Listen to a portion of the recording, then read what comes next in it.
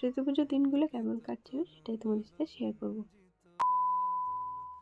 সকালে অঞ্জলি দিয়ে বাড়িতে বসেছিলাম। তারপরে যে ভিডিও করতে হবে আমার কোনো মনে নেই, কারণ ঘুরতেই যাইনি।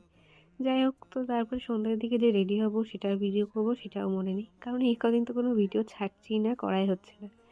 আসলে এক্সাম ছিল আমাদের সরস্বতী পুজোর পরেই, তো সেই জন্যে আমি আরও ভাবছিলাম যে এক্সামটা হোক তারপরেই নয় করা যাবে। যাই হোক, তো সন্ধ্যার দিকে রেডি হয়ে আমরা সবাই বেরিয়ে গেছি। ফার্স্টে গেছিলাম কমার্স কলেজে, আর সেখানেই আমাদের ছবি তুলতে তুলতে প্রচুর দেরি হয়ে যায়।